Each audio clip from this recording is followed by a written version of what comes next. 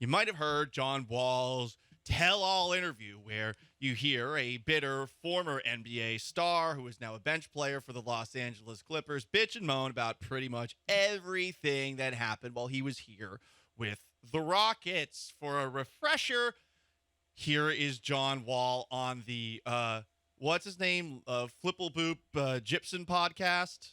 Whoa. What's his that name? I don't know. I forget. It was like something Gibson, right?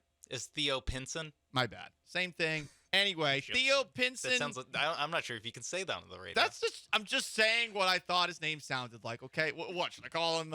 Jensen McJensen Pants? I don't know. I already forget his name. Whatever the case, John Wall, along with hype man Nafax and Jensen Jingleberries, talking about how the Rocket situation was bleeped. This is coach talking. He like, how would you feel come off the bench? I said, for who? No offense, but who?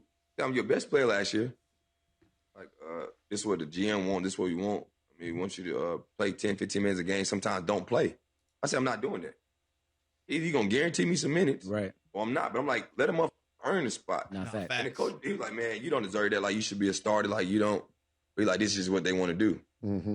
I'm like, well, I'm not doing that. I said, I'll rehab. I'll work out every day. I'll stick around the team, come to meetings, fly with y'all, mentor the guys. Mm-hmm. That's what I'm doing. Then it got to the point where, like, don't come around. Like, they want me around. Like, I had to work out at 7 a.m. like I was a rookie. They want you to come around at all? Like, I had to work out before they got there. So, like, when they would come in to practice, I'd be at home by 10. Well, I'd be back home by 10:30, chilling all day. So I'm like, nuts. So I'm like, and my kids live in Miami. I'm like, man, I can't be here. But now I'm like, I'm bored as Yeah.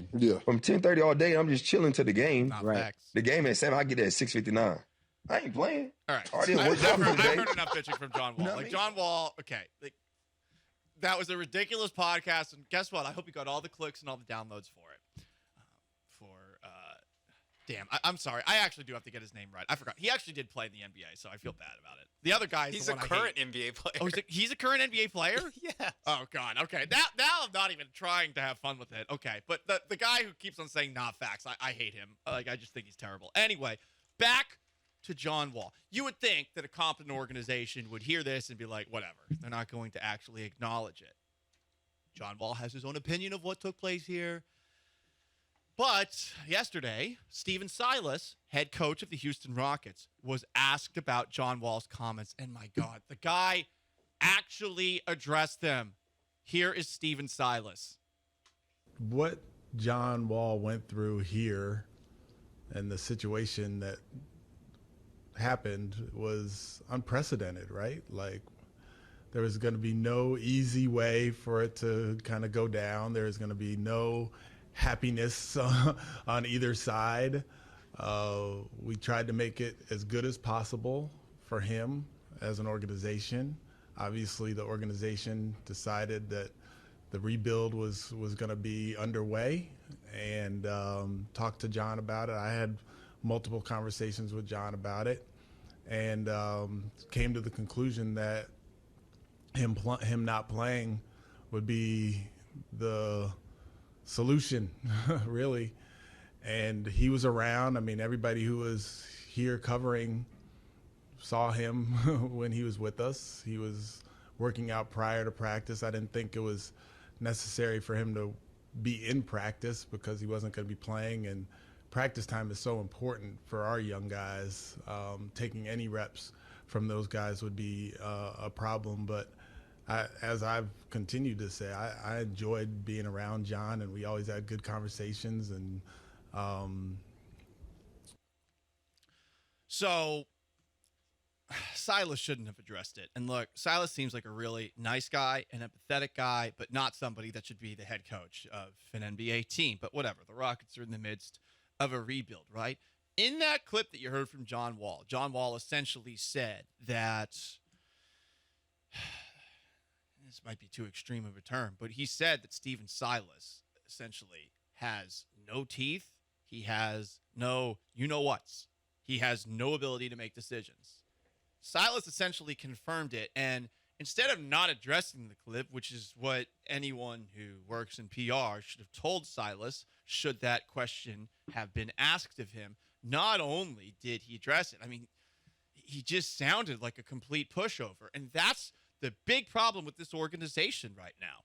The coach is somebody who is not going to get on these young players, and it is very, very on brand with a culture of appeasement that seems to have taken root with the Rockets. I mean, for God's sakes, let's take a look at the tribute video they gave to James Harden, who literally quit on the team. This is a team that is going out of its way to kiss the ass of everybody who comes nearby them. And you know what? It's not a bad strategy to have in life to be kind to everybody. But when you're in a situation like this, somebody has to at some point step up and stand up for themselves. I wish Silas stood up for himself. Oh, John Wall went through a lot last year. Did he? The guy's made like $200 million since 2017 and has basically made an average of $20,000 plus a minute played in the NBA in that time. Oh, he went through a lot. Yeah, his ego got hurt. Silas shouldn't have addressed it. And in addressing it, just showed how little power he has. And that brings us to somebody else. Rafael Stone is the general manager of the Houston Rockets. I'll be honest, I didn't know who the hell he was until I heard that he was hired as general manager to replace Daryl Morey after Morey left for the Philadelphia 76ers. From the sound of things, Rafael Stone is not just the chief man in charge of all basketball operations there. He is more meddlesome than you guys even thought Nick Caserio was. This is a podcast. Excuse me. Sorry, I got to set this up. Sorry about that, Sean. Adam Spillane is a guy that I used to work with over at the Texans flagship. I think he's a damn good reporter. He has been covering the Rockets for 10 plus years. He knows what he's talking about. This is Adam Spillane talking about Rafael Stone's power on the H-Town Hoops podcast. He is much more involved than people realize, I think. And so when you hear him say that, I want Kevin Porter Jr. to be the point guard. I mean, this is Rafael's way of basically, putting his foot down. He is at most practices. He is involved in coaches' meetings, at halftime and even after the games. So he very much has his hands on just about everything that you can have within the organization. So I do think that he is a little more powerful than people realize. And at some point, he's got to, that I think you'll start to see a little bit more of that, especially if they wind up making a coaching move at some point. What are Rafael Stone's qualifications to have complete say over a basketball operation? I think it's a very fair question to ask. And I don't want to turn it personal because I don't know Rafael Stone. But if you've been listening to the Killer Bees, Joel Blank has tons of connections in the Rockets organization. And I haven't heard a damn one good thing about Rafael Stone. Not one. Not one.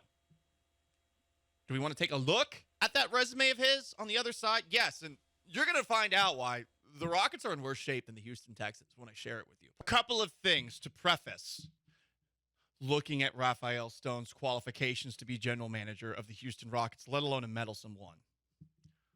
I have been gone for a couple of years, and to be perfectly honest, I have not paid as much attention to the Houston Rockets as I probably should have, because I do like basketball a lot. Basketball is my second favorite sport. Baseball is a distant third behind basketball and football for me, but Astros are the Astros. You got to change your priorities when you come down to a place with a juggernaut like the Astros, right?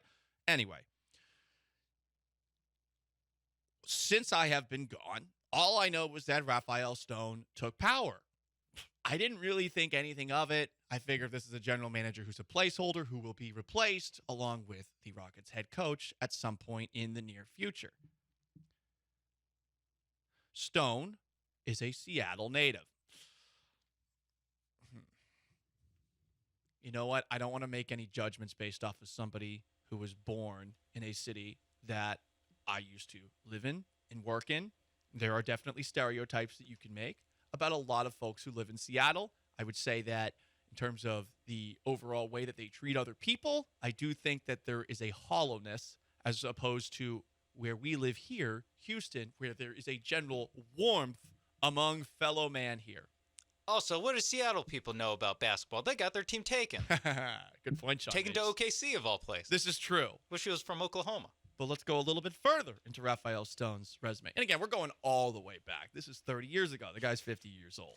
I mean, we started with where he's born, so you can't really go further back.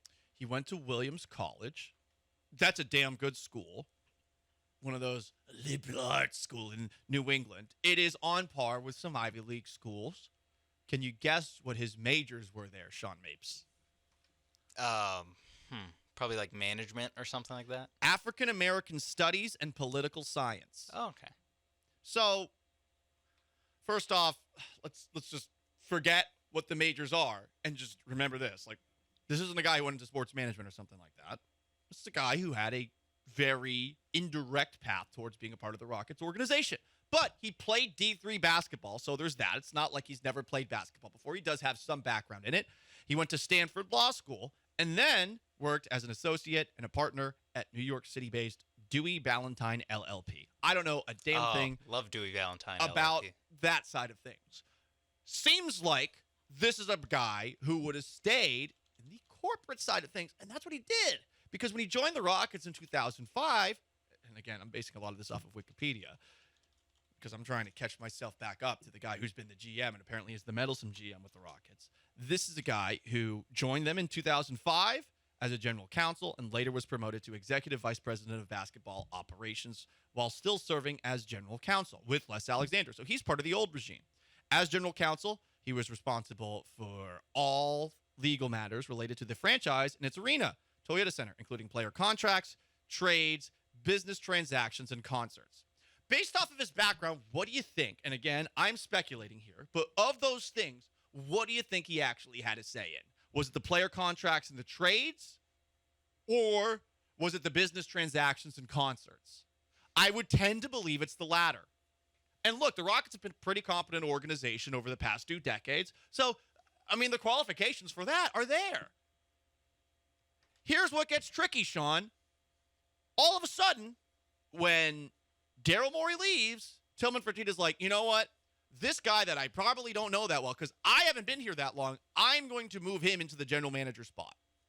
I, for the life of me, cannot figure that out. And maybe there are other people who are more connected to the organization who can explain to me all of the things that Rafael Stone was doing behind the scenes that makes him a capable general manager.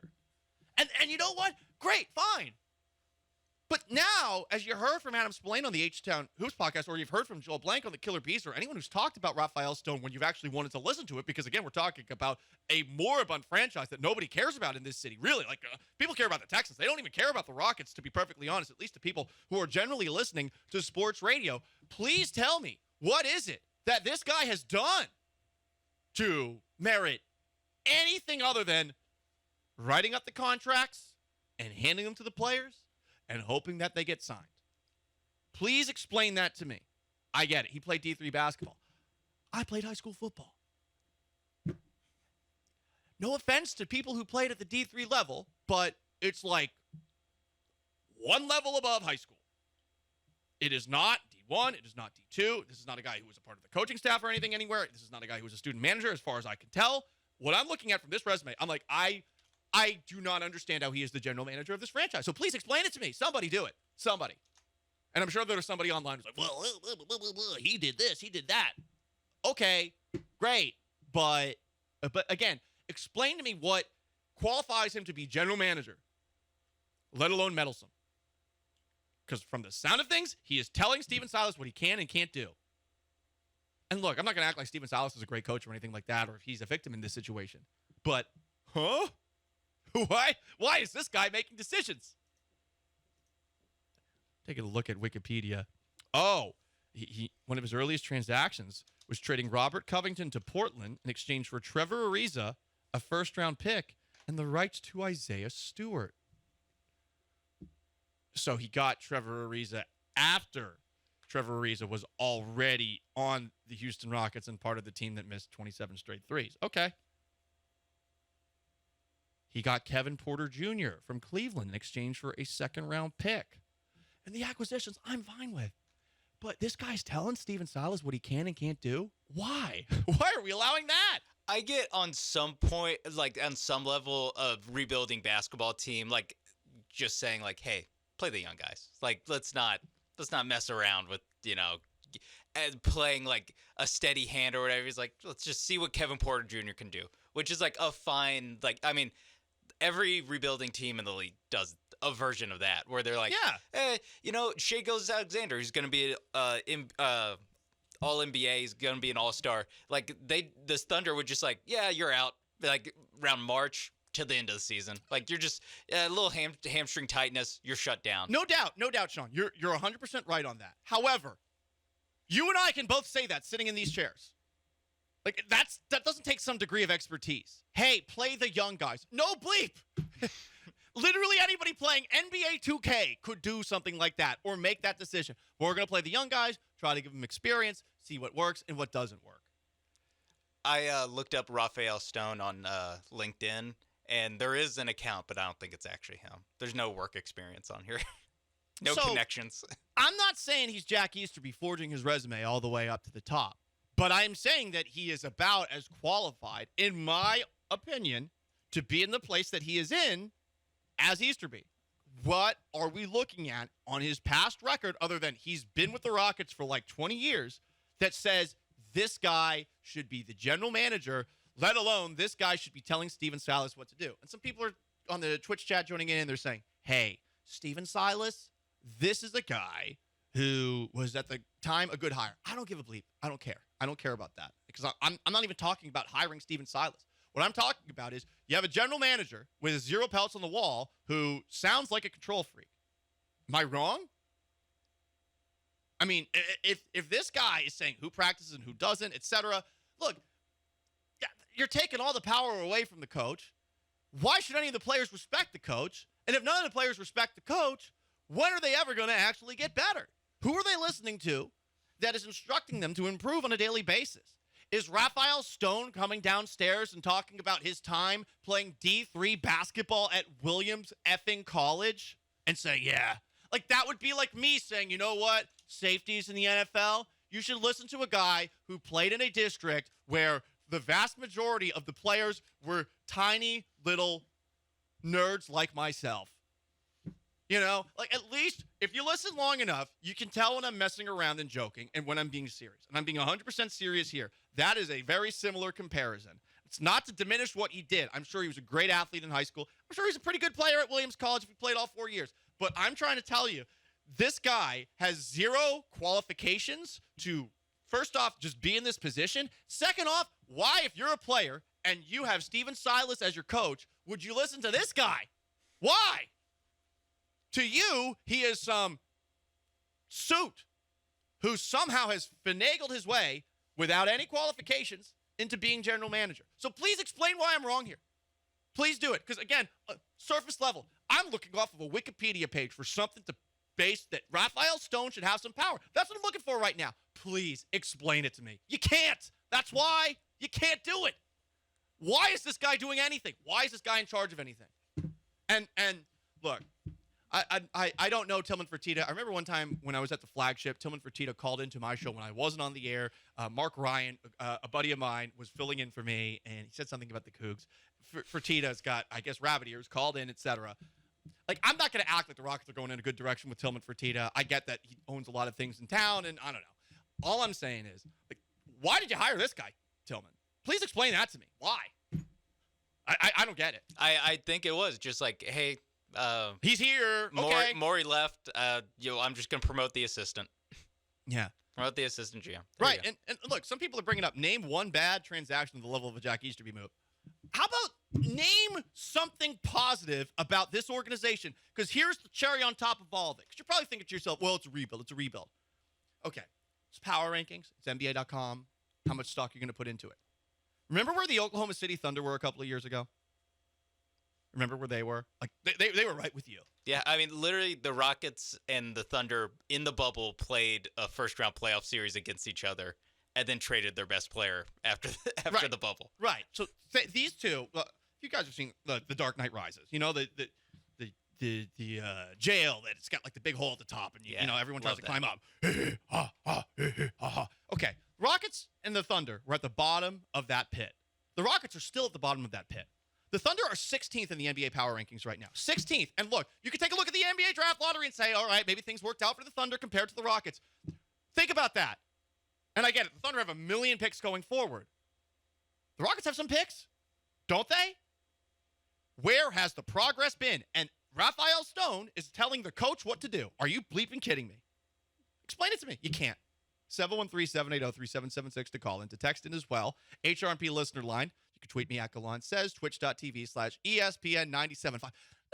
Nothing like a nice little rant to get your day started. But you can't explain it to me. You can't. Like, I challenge you right now. Call in. Please tell me. I want to know. I want to figure this out. Tillman Fertitta, I'm sure you're listening. Please tell me. I'm just going to ask questions. I will listen. I would be an open ear. I don't get this at all. And again, this is like the first time I'm talking about it and the first time I'm looking at it, because all of a sudden I'm hearing all of these things about the Rockets, who, again, are such an afterthought in this city because they have made no progress, none, with Raphael Stone and Steven Silas. And we're going to blame it all on the head coach. That's what's going to happen. Silas is going to get canned, and people are going to act like, okay, well, we're going in a different direction now. Why? Why? What the hell does this guy have as qualifications?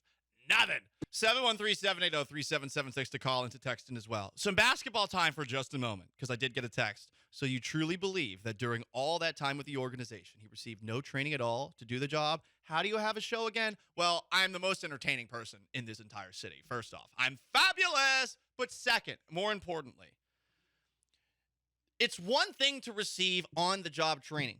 What do you think that Rafael Stone's training was when it comes to scouting and coaching?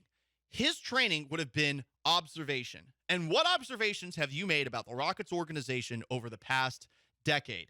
Daryl Morey, do you think he was training Rafael Stone? Do you think that was happening? It is a little bit of a, like, I don't know, it might be unfair, but yeah, Daryl Morey seems like he's like, yeah, I'll do the work. Like, you do whatever I don't want to do. Morey, like, it doesn't seem like he'd hand over the wheel a lot. Morey would close the door to you if you asked to help him in the office. And you know what? He should. I respect Daryl Morey a great deal. I think he was a damn good GM. I feel like he had a strategy of trying to get star players. And that strategy, at the very least, he executed it. The problem was chemistry was the issue. So what do you think Rafael Stone learned watching Daryl Morey essentially try to acquire stars? Because that's all he could have done. That's it. Is watch Daryl Morey acquire stars. And I mean, what? You think that Daryl Morey's bringing Rafael Stone in to scouting meetings and things like that? They probably had conversations in the hallways, but to act like there's some sort of on-the-job, hey, in case Daryl Morey leaves, training going on so that they had a succession plan, get out of here. That's wrong. There's no way that happened. None. Anyway, Sean, you had a thought. I'm sorry. Let's get to football. Okay, cool. Someone also brought up Nick Caserio, and I would just say Nick Caserio was meddlesome. That's a football side of things. But Nick Caserio also worked for the Patriots organization for 20 years, was a part of game planning, and I get why he wanted to be on the headset. Obviously, it did not work out so well, but I also think that part of that had to do with the fact that David Culley wasn't a very good head coach. So there are some similarities between the two organizations, but I did find it funny that on some of the voting that I put out there, that so many people think that the Texans are in worse shape than the Rockets. It's pretty damn equal.